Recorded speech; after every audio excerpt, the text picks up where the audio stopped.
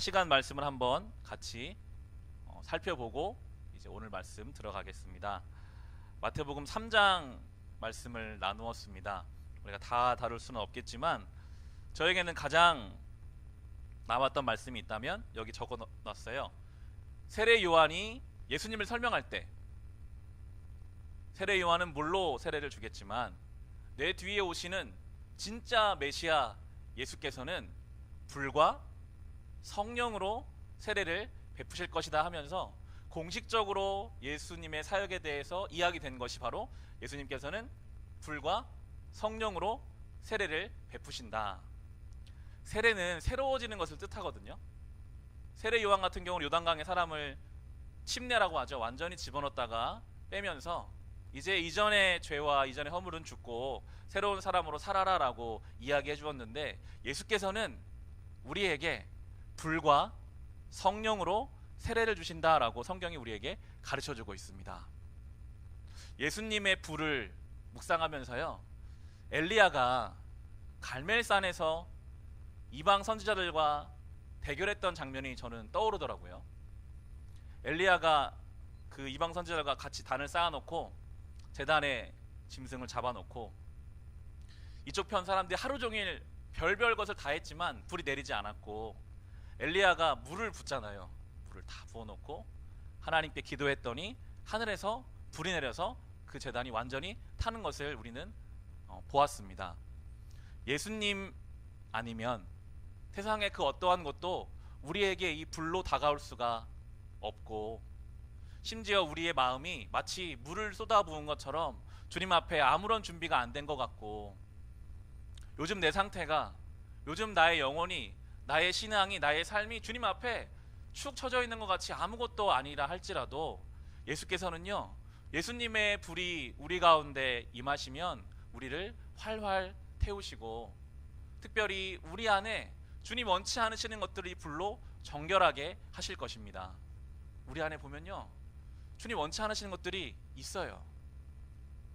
욕심이 있고, 이기심이 있고, 미움이 있고, 불안함과 염려와, 예수 그리스도의 불이 우리 가운데 임하셔서 그것들을 태우셔야 합니다.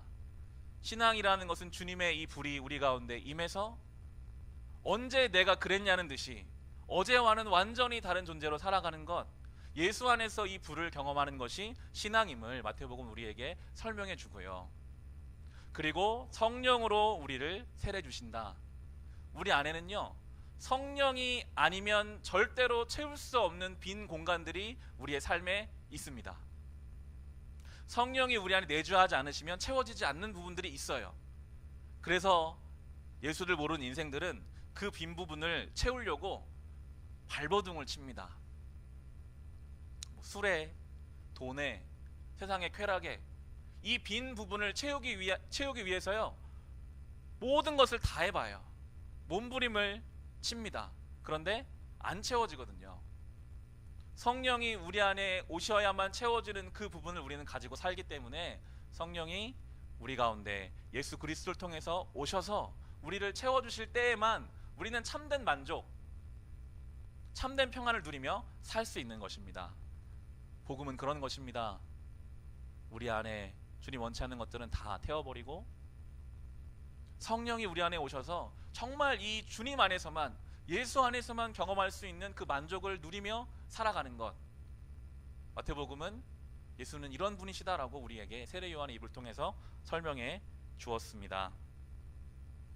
이제 이 마태복음의 초점이 잠깐 세례 요한에게 갔다가 다시 4장에 오면 예수님을 향하게 되는데요, 4장에서 세례를 받으시고 예수님께서는 시험을 당하십니다. 4장 1절을 보시면,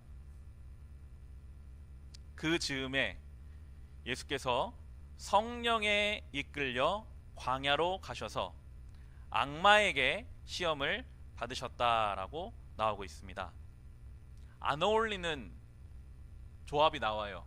성령, 예수님, 그리고 악마. 성령에 이끌려서 예수님이 악마에게 시험을 받으셨습니다. 이 악마라고 우리 성경에 나온 이것은 디아볼로스, 원어로 보면 디아볼로스이고 사탄으로 성경은 말하기도 하고요. 마귀, 악마 다 같은 것으로 생각하시면 됩니다. 성경에는 이 사탄의 별명이 참 많이 나와 있습니다. 제가 성경에 나온 몇 가지 이 별명들을 읽어드릴게요. 귀신의 왕, 시험하는 자, 바알세불, 원수, 악한 자, 벨리알, 대적자, 속이는 자, 큰 용, 거짓의 아비, 무적행의 사자, 공중권세 잡은 자 등등 성경에는 수많은 이 사탄의 모습과 모양들을 다양한 단어들로 표현해주고 있습니다. 이것이 다 사탄이 하는 일입니다. 사탄은 이렇게 우리를 수많은 모양과 방법으로 우리를 공격해 옵니다. 최초의 인간이었던 아담이 에덴 동산에서 사탄에게 꾀임에 빠져서 죄를 범하고 결국 그 에덴을 잃어버리게 되죠. 성경에서는요, 이 최초의 인간 아담과 예수님을 비교합니다. 아담은 부족한 부분이 있었잖아요. 결국 불순종했고 불신앙으로 이 부족한 부분 때문에 죄로 인해 타락을 했지만 다시 오신 예수께서는 완성자로 오셔서 오늘 그것을 보여주거든요. 아담은 시험에 빠져서 넘어갔지만 예수께서는 시험을 다 이기셨다. 예수께서 이 땅에 완성자로 오셨다. 모든 시험을 끝낼 분으로 오셨다. 우리의 타락을 다시 회복시킬 분으로 오셨다는 것을 가장 먼저 세례를 받으시고 시험을 당하심으로써 그것을 우리에게 보여주고 있습니다. 2절을 보시면 예수께서 밤낮 40일을 금식하지니 시장하셨다라고 나오고 있어요. 여기도 40이라는 숫자가 이제 성경에서는 중요하게 나오는데요. 마태복음은 계속해서 구약과 신약을 연결해서 보여주는데 40하면 우리는 광야 40년을 생각해 볼 수 있고 또 모세도 광야에서 40년 동안 이렇게 지냈었죠. 결과적으로 보면 이 광야에서 40년 그리고 모세는 가나안 땅에 들어가지는 못했죠. 이 40년 동안 광야 생활은 한편으로는 실패가 있었습니다. 불순종들도 있었습니다. 많은 유혹에 넘어갔었죠. 하나님이 먹이셨지만 하나님 은혜를 베푸셨지만 수없이 실족하고 넘어졌습니다. 그런데 예수 그리스도의 이 40일의 시험은 승리하셨다. 계속해서 보여줘요. 예수는 이 땅의 완성자로 이스라엘은 실패했으나 예수께서 이 땅에 오셔서 그것을 완성하실 것이다 라고 우리에게 보여주고요. 이제 본격적인 시험이 3절에 나옵니다. 그런데 시험하는 자가 와서 예수께 말하였다. 내가 하나님의 아들이거든 이 돌들에게 빵이 되라고 말해 보아라 라고 말하고 있습니다. 사탄의 또 다른 이름 시험하는 자, 우리를 시험하는 자입니다. 예수님도 시험했을 만큼 우리를 끝없이 시험할 텐데 어떻게 시험하느냐. 첫 번째가 내가 하나님의 아들이거든 이라는 단서를 붙입니다. 4장 시작하는 바로 위에 3장 마지막 절을 보시면 예수님이 세례 요한에게 세례 받을 때 하늘에서 들린 소리가 이거거든요. 하늘의 소리가 나기를 이는 내 사랑하는 아들이다. 내가 그를 좋아한다. 이미 하나님이 확증하셨어요. 예수는 하나님의 아들이다. 말씀으로 주시고 은혜를 주셨는데 지금 사단은 무엇을 흔들고 있죠? 그 받은 은혜와 받은 말씀을 공격해요. 네가 진짜 하나님의 아들이야? 이미 주셨는데 이미 말씀하셨고 확증하셨는데 그 받은 은혜와 받은 말씀을 흔들어요. 그걸 흔들면 우리 흔들리거든요. 야, 내가 진짜 하나님 자녀 맞나? 이미 우리가 받았는데 이미 성령이 우리 가운데 오셔서 주셨는데 그것을 흔들면 흔들리니까 예수님께 가장 먼저 한 시험이 그거였습니다. 네가 정말 하나님의 아들이면 증명해봐라 라고 하면서 빵을 만들어라. 지금 배고프지? 40일 동안 못 먹었으니까 그 하나님의 아들 된 능력으로 너를 위해서 능력을 행해봐라 라고 지금 시험하고 있습니다. 예수께서는요, 우리가 살펴보겠지만 예수님은 단 한 번도 하나님이 주신 능력을 가지고 본인의 필요를 채우지 않으셨습니다. 예수님께서는 주신 능력을 가지고 늘 이 복음의 사역을 위해 사용하셨지 단 한 번도 자기를 위해서 사용하신 적이 없습니다. 사단은 가장 처음부터 그 능력을 너를 위해 쓰라라고 지금 이야기하면서 본질을 흐리고 있죠.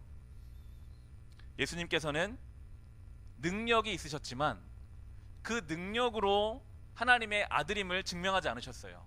오히려 순종함으로, 주님 말씀에 순종함으로 하나님의 아들이심을 드러내셨습니다. 예수님이 대답하시죠. 4절을 보시면 예수께서 대답하셨다. 성경에 기록하기를 사람이 빵으로만 살 것이 아니라 하나님의 입에서 나오는 모든 말씀으로 살 것이다 하였다라고 대답하십니다. 예수님이 말씀하시는 모든 답변에는 성경에 기록하기를 이라는 단서가 붙습니다. 예수님은요 분명하셨어요. 어떻게 시험에 맞설 수 있는가? 우리가 기준, 중심, 이 기준과 중심이 있어야지 유혹과 시험으로부터 우리를 지킬 수 있습니다. 이것이 우리에게 가르쳐주신 방법이에요. 기준과 중심이, 말씀으로 세워진 기준과 중심이 있어야만 정말 교묘하게 우리를 공격해 오거든요. 수많은 방법으로 그 상황에 딱 맞게 우리가 넘어갈 수밖에 없게 끊임없이 우리를 교묘하게 공격해 올 때 이 기준과 중심이 없으면 넘어갈 수밖에 없어요. 예수님은 3번이나 반복해서 우리에게 보여주셨습니다. 성경에 기록하시기를 이건 이렇게 하라고 했다. 그러면서 빵으로만 살 것이 아니라 하나님의 입에서 나오는 말씀으로 산다라고 말씀하고 계십니다. 빵이 나와요. 빵으로만이라고 붙습니다. 이 말씀은 예수님이 빵을 아예 무시하신 거, 우리의 먹고 사는 문제, 물질의 문제 이런 것들을 아예 무시하고 살라는 말씀이 아니시죠. 물론 그것이 필요하지만 하나님은 그렇게 만들지 않으셨는데 모든 인생이 빵으로만 사는 거예요. 눈에 보이는 물질에만 모든 것을 거기에 얽매여서 살아가는 인생. 그러니까 사단에게 시험에 들 수밖에 없고 빠질 수밖에 없거든요. 심지어 하나님을 대하는 신앙의 방법까지도 나 이 돌 떡으로 만들어주세요, 빵으로 만들어주세요. 하나님은 그런 존재예요.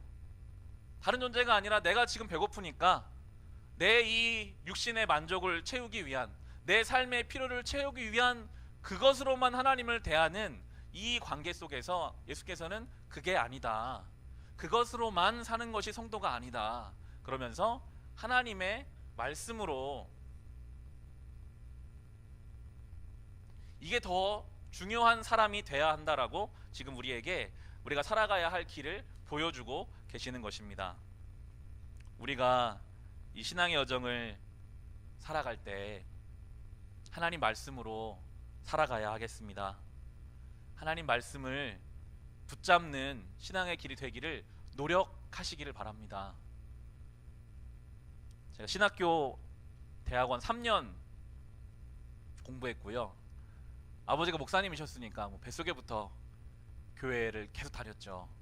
40일 특별 새벽기도 하면은 저와 제 동생을 어머니가 항상 깨워가지고 그 스티커 붙이는 것 때문에 같이 이렇게 다니기도 하고, 제가 얼마나 수없이 많은 설교를 들었겠습니까?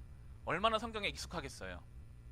그리고 제가 설교자라도 이렇게 살아가고 있으니까. 그런데도 이 성경이 저는 너무나 신기하고 놀라워요. 이 마태복음 4장에 예수님이 시험당하시는 이 장면을 유명한 본문이다 보니까 너무나 많이 듣고 묵상하고 설교도 했지만 오늘 또 설교를 준비하고 이 자리에 서 있는데 주시는 새로운 감동이 있는 거예요. 아, 참 성경이라는 것이 놀랍구나. 이 하나님의 말씀으로 산다는 것이, 이 말씀이 우리 속에 들어와서 아, 내가 저 세상의 빵과 돈과 세상의 물질로만 사는 인생이 아님을 내가 깨달았을 때 경험할 수 있는 그 신앙의 놀라운 힘, 그때 예수님처럼 우리도 시험을 이겨낼 수 있는 존재가 되는 거거든요. 아, 내가 이것만으로 산 존재가 아님을, 주님이 나를 그렇게 만드셨음을 이 말씀 가운데 우리가 깨달았을 때 사단이 우리를 건드릴 수가 없어요. 이것이 주님이 우리에게 주시는 시험을 이기고 성도로 살아가는 길임을 오늘 성경은 우리에게 말하고 있습니다. 배고플 때 음식을 먹어야 힘이 생기잖아요. 배고플 때 음식을 먹어야 눈이 밝아지잖아요. 영혼이 똑같습니다. 우리 영혼이 침침하다고 느껴질 때, 우리 영혼에 힘이 없다고 느껴질 때 하나님 말씀이 우리 가운데 들어와야 돼요. 그래야지 힘을 얻어요. 분명합니다. 성경은 우리에게 오늘 그것을 예수님의 첫 번째 시험 당하심으로 오히려 우리에게 가르쳐 주고 있습니다. 두 번째 시험 5절에 나옵니다. 그때 악마는 예수를 그 도성으로 데리고 가서 성전 꼭대기에 세우고 말하였다. 내가 하나님의 아들이거든 여기에서 뛰어내려 보아라. 성경에 기록하기를 하나님이 너를 위하여 자기 천사들에게 명하실 것이다. 그리고 그들이 손으로 너를 떠받쳐서 너의 발이 돌에 부딪히지 않게 할 것이다 하였다라고 시험하고 있습니다. 예수님을 높은 곳에 세우고 많은 사람들 보는 앞에서 뛰어내리라는 거예요. 천사들이 예수님이 떨어질 때 지켜주면 많은 사람들이 보고 네가 하나님의 아들인 것을 알지 않겠냐. 심지어 지금 사탄이 시편 말씀, 성경 말씀을 인용해서 시험하고 있습니다. 우리 오늘 본문의 6절에 보시면 작은 따옴표가 되어 있는 부분, 이것이 시편 말씀임을 이제 주에도 달려 있는데요. 그런데 이 말씀을 가서 찾아보시면 떨어지면 지켜준다 이런 말씀이 아니라 그 인생길 가운데 하나님이 그를 지켜주시겠다라는 말씀인데, 말씀을요 그것만 떼어다가 일부분을 다 지워버리고 자기가 하고 싶은 말로 그 말씀을 이용하면요, 그것이 바로 사탄이 하는 일이고 그것이 우리가 요즘 보고 있는 이단들이 하는 일입니다. 앞뒤 문맥도 없고 하나님에 대한 이해도 없고 그저 그 말씀을 내가 원하는 데 갖다 붙이는 거예요. 그것만큼 무서운 시험이 없고 그것만큼 하나님 범죄하는 것이 없음을 우리가 알 수 있는데, 예수께서는 대답하시죠. 7절을 보시면 예수께서 악마에게 말씀하셨다. 또 성경에 기록하기를 주 너의 하나님을 시험하지 말아라 하였다라고 말씀하고 있습니다. 지금 이 사탄의 요구가 하나님을 시험하는 거거든요. 나 지금 여기 뛰어내리는데 나를 받아주면 하나님이고 나를 지켜주면 하나님이 살아있는 거고 나 안 지켜주면 하나님 죽은 거다. 하나님을 이렇게 시험하지 말라. 하나님이 살아계신지 안 살아계신지, 하나님이 전능하신지 안 전능하신지를 내 믿음을 확증시키기 위해서, 혹은 나를 드러내기 위해서 하나님 나를 지켜주셔야 하나님이시죠. 내가 하고 싶은 대로, 내가 원하는 대로, 내가 바라는 대 해주셔야 그것이 하나님 살아계신 겁니다. 이런 식으로 하나님을 시험하지 말라라고 말씀하고 계십니다. 사단이 아무 말도 못하고 이제 세 번째 시험으로 넘어가는데요. 8절과 9절을 보시면 또다시 악마는 예수를 매우 높은 산으로 데리고 가서 세상의 모든 나라와 그 영광을 보여주고 말하였다. 내가 나에게 엎드려서 절하면 이 모든 것을 내게 주겠다. 마지막 시험입니다. 사탄에게 엎드리면 모든 것을 주겠다. 사탄은요 거짓말하는 자입니다. 이 땅은, 이 세상은 잠시 사탄이 권세를 갖고 있는 것 같으나 사탄의 것이 아니거든요. 하나님의 것인데 마치 자기가 다 줄 수 있는 것처럼 거짓말을 해요. 한 번만 나의 고개를 숙이면 다 되게 해주겠다. 우리를 그렇게 거짓말로 유혹합니다. 하나님이, 이 하나님의 구원 계획은 예수를 이 땅에 보내셔서 결국 예수가 십자가에서 죽으심으로 이 구원의 계획이 완성되도록 하나님이 계획하고 계시거든요. 예수님이 능력이 있으시지만 하나님의 아들이 인간으로 오시는 것이 하나님의 계획이었어요. 연약한 인간으로 오셔서 우리가 마태복음을 통해 보게 되겠지만 공생애가 험난했어요.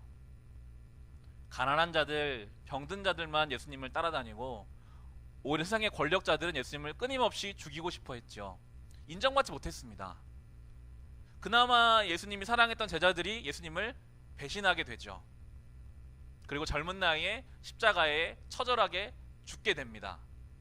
하나님은 인간의 구원을 이 예수 그리스도의 십자가를 통해서, 이 좁은 길이잖아요. 굉장히 좁고 험한 길을 가게 하심으로 구원을 이루려고 하는 하나님의 계획이 있는데, 지금 사단은 어떻게 말하고 있는가? 그럴 필요 없다. 쉽게 그냥 절 한번 하면 다 주겠다. 하나님의 계획과는 완전히 달라요. 그냥 눈 감고 딱 한 번만 나에게 타협하고 나를 인정하면 모든 것을 다 주겠다라고 하나님의 계획과는 완전히 다르게, 성경의 계획과는 다르게 말하고 있습니다. 성도의 삶은요, 우린 예수의 뒤를 따라야 하기 때문에요, 어쩔 수 없이 좁은 길입니다. 어쩔 수 없이 험한 길입니다. 요한계시록 2장 10절을 제가 읽어드릴게요. 요한계시록 2장 10절의 서머나 교회를 향한 말씀인데요, 내가 장차받을 고난을 두려워하지 말아라. 보아라, 악마가 너희를 시험하여 넘어뜨리려고 너희 가운데서 몇 사람을 감옥에다 집어넣으려 한다. 너희는 열흘 동안 환난을 당할 것이다. 죽도록 충성하여라. 그리하면 내가 생명의 면류관을 너에게 주겠다라고 교회를 향해서도 말씀하셨습니다. 죽도록 충성해라. 저 사단에게 쉬워 보이는 길로, 타협하는 길로, 넓은 길로 가려고 하지 말고 죽도록 충성하라. 그 말은 죽으라는 얘기가 아니라 최선을 다해 주님 앞에 나오라는 것입니다. 예수가 가신 그 길을, 험해 보이지만, 불편해 보이지만 그 길에 하나님의 구원 역사가 있음을 믿고 그 길로 충성하라 라고 하는데, 사단은 끊임없이 우리의 거짓으로 유혹합니다. 에이, 뭘 그렇게까지 하니, 딱 한 번만 그냥 편하게 하나님 말씀 모르는 사람처럼 다 그렇게 하니까 고개 한번 숙이면 된다, 양심 한번 팔면 된다, 그러면 다 주겠다, 더 잘 될 거야, 더 편할 거야 라고 끊임없이 우리를 유혹합니다. 그런데 그게 아닌 것이죠. 그것은 거짓말이고 그것은 주님께서 원하시는 길이 아님을 오늘 우리에게 말해주면서 마지막으로 주님께서 말씀하십니다. 10절을 보시면, 그때 예수께서 그에게 말씀하셨다. 사탄아, 물러가라. 성경에 기록하기를 주 너의 하나님께 경배하고 그분만을 섬겨라 하였다라고 담대하게 외치십니다. 사탄의 시험을 2번, 3번까지는 용인하시다가 이제 마지막에 물러가라. 사탄아, 물러가라. 그러니까 더 이상 시험하지 못하고요, 결론을 내려주세요. 하나님만 경배한다, 하나님만 섬긴다. 여러분, 우리가 이 땅에서 우리가 섬김으로 온전한 보상을 받을 수 있는 존재는 하나님밖에 없다는 것을 예수님께서 말씀하셨어요. 하나님만 섬기는 거예요. 다른 것을 섬기면요, 아무것도 돌아오지 않습니다. 지금 사탄은 나를 섬기면 다 주겠다고 하지만, 여러분, 우리가 하나님 아닌 다른 그 어떤 것을 평생을 섬겨본다고 칩시다. 뭐가 돌아오겠습니까? 아무것도 돌아오지 않아요. 거짓말이에요. 우리가 그렇게 추구하고 우리가 그렇게 원하고 바라는 하나님 아닌 다른 어떠한 것도요, 우리에게 참된 보상을 주지 못합니다. 예수님이 여기서 말씀하셨어요. 나는 하나님만 섬긴다. 하나님밖에는 주가 없다. 주님밖에는 우리가 섬길 분이 없음을 예수께서는 말씀하고 계신 것입니다. 사단은요, 아무 말도 못하고 떠나가고 예수께서는 시험을 승리하십니다. 그렇게 시험 마치신 예수께서 한 장 넘기셔서 하신 일이 있다면 그것은 제자들을 부르신 일이었습니다.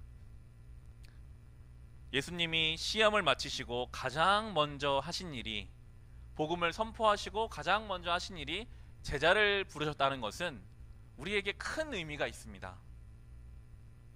처음 부른 제자들이 우리가 오늘 보겠지만 어부들을 부르시거든요. 갈릴리의 어부는 평범한 사람입니다. 특별한 사람을 부르지 않으셨어요. 제자들을 부르실 때 평범한 사람, 우리가 아는 것처럼 베드로는 다혈질이었고 예수님 배신한 사람이죠. 평범하고 부족한 사람을 부르셨습니다. 그런데 예수께서는 제자를 통해서 좀 더 확장시키면 교회와 성도들을 통해서 이 하나님 나라의 사역을 완성하시기로 이미 작정하셨어요. 결정하셨어요. 예수님이 다 끝내고 구원 다 시키고 하시는 게 아니라 예수께서는 그 길을 열어놓으시고 이제 그 다음에 이 맡겨진 하나님 나라의 사역을 이 제자들에게, 교회에게 맡기셨습니다. 우리는 그런 존재입니다. 우리가 이 제자들처럼 때로는 믿음 없어 보일 수 있고요, 평범해 보일 수 있고요, 야, 우리가 이 밤에 여교에서 예배드린다고 뭐가 달라질까? 그런 생각이 들 수도 있습니다. 성경은요, 우리밖에는 이 복음을 전할 자가 없고 우리를 통해서 이 복음을 전파하시기로 주님이 이미 처음부터 작정하셨다고 우리에게 말하고 있습니다. 우리는 그런 존재입니다.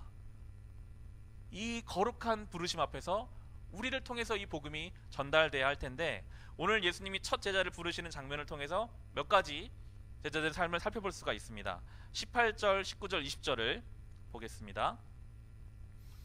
우리 18절, 19절, 20절 말씀을 같이 한번 읽어보겠습니다. 예수께서 갈릴리 바닷가를 걸어가시다가 두 형제 베드로라는 시몬과 그의 형제가 아닌 안드레가 보셨다. 그들은 어부였다. 예수께서 그들에게 말씀하셨다. 나를 따라오너라. 나는 너희를 사람을 낚는 어부로 삼겠다. 그들은 곧 그물을 버리고 예수를 따라갔다. 아멘. 예수님이 베드로와 안드레를 처음 만나서 부르십니다. 아주 운명적인 만남이고 장면이죠. 예수님을 만나서 나를 따라오라, 그 말씀 한마디에 베드로와 안드레는 모든 것을 다 버려두고 주님을 따라갔습니다. 예수님은 분명히 매력이 있으신 분이셨던 것 같아요. 어디를 가나 사람들이 많이 따라다녔거든요. 우리가 다음 주에 보겠지만 많은 무리들이 예수님 주변에는 늘 있었습니다. 얼마나 그분 말씀이 마음을 시원케 하는지, 얼마나 그분의 능력이 있는지. 그런데 제자들은 조금 달랐어요. 제자들은요, 한 가지가 더 있었는데 예수님을 사랑하면서 예수님을 다 버려두고 따랐습니다. 무리들은, 성경에 나오는 무리들은요, 예수님을 버려두고 따르진 않아요. 예수님께 나오는 목적이 분명해요. 나 아픈 거 고침받으려고 나와요. 배고프면 먹고 싶어서 예수님 만나러 갑니다. 채워지면 떠나요. 예수님을 위해서 버리지 않습니다. 무리는 그래요. 성경에 표현하는 이름 없는 수많은 예수를 따르는 무리들은 필요할 때는 예수님 따라갔다가 분리하면 다 떠나는 게 무리인데, 제자는 조금 달라요. 똑같이 평범해 보이는 사람들이었지만 베드로와 안드레는 예수님이 오라고 하시면 지금 손에 있는 것, 그것을 두고 주님을 더 우선시해서 따라갔습니다. 마태복음은 제자도를 설명하면서, 제자란 어떤 존재인가를 설명하면서 이것, 다른 것보다 주님의 부르심에 우선순위를 두는 존재가 제자였다라고 우리에게 설명해주고 있습니다.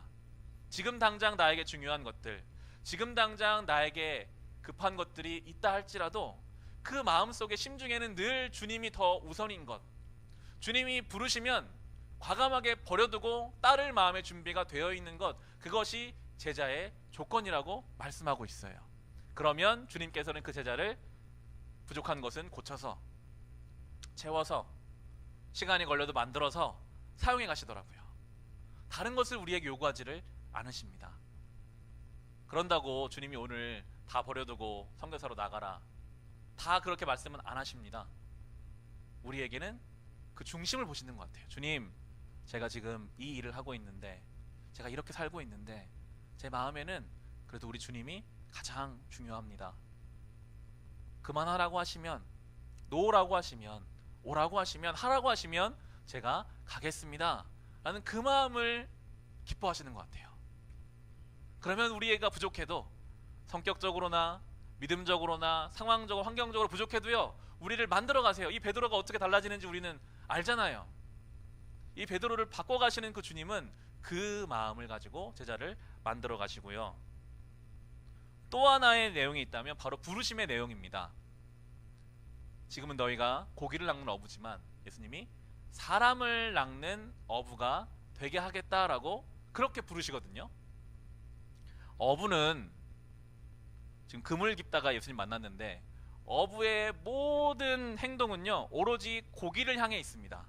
그물을 만들고 정리하고 배를 타고 나가서 제일 고기가 있는 곳에 가서, 모든 그의 행위가 고기에게 집중되어 있는 그 인생을 주님이 부르시면서 이제는 물고기가 아니라 사람을 위한, 사람을 낚아내는 어부가 되게 하겠다라고 말씀하고 계세요. 여러분, 제자는요, 성도는요, 그 삶의 모든 방향이 하나님이 사랑하시는 한 영혼에게 집중해 있는 존재이더라고요. 우리를 부르실 때요, 눈에 보이지 않는 하나님을 사랑하는 방법으로 사람, 하나님이 사랑하시는 그 한 영혼의 모든 삶의 초점을 거기에 중심시키라라고 말씀하고 계십니다. 마태복음에도 25장에 우리가 나중에 보겠지만 예수님 이렇게 말씀하셨거든요. 여기 내 형제 자매 가운데 지극히 보잘것없는 한 사람에게 한 것이 곧 내게 한 것이다 라고 말하실 만큼, 지극히 연약한 사람, 지극히 보잘것없는 그 사람에게, 그 사람을 위해서 마음을 쓰고 그 사람을 위해서 기도하고 그 사람이 아플 때 손을 잡아주고 그렇게 하는 것이, 그것이 하나님께 하는 것이다. 제자를 부르실 때도 제자는 다른 것에 마음 쓰는 존재가 아니라 오로지 무엇을 하든 늘 주님이 관심 갖는 그 한 영혼, 어떻게 내가 저 사람을 사랑할까, 어떻게 내가 저 사람을 하나님께로 인도할까. 우리를 지금 그렇게 부르셨습니다. 여러분의 삶의 방향과 목적이 어디로 향하고 계십니까? 그것이 물질에 가 있거나 이 세상에 보이는 어떤 것에 가 있다면 우리 안에 제자된 마음이 줄어들고 있는 거예요. 오늘도 우리의 마음이 주님이 사랑하시는 한 영혼, 어부는 물고기밖에 생각하지 않잖아요. 모든 행위가 다 거기로 가 있잖아요.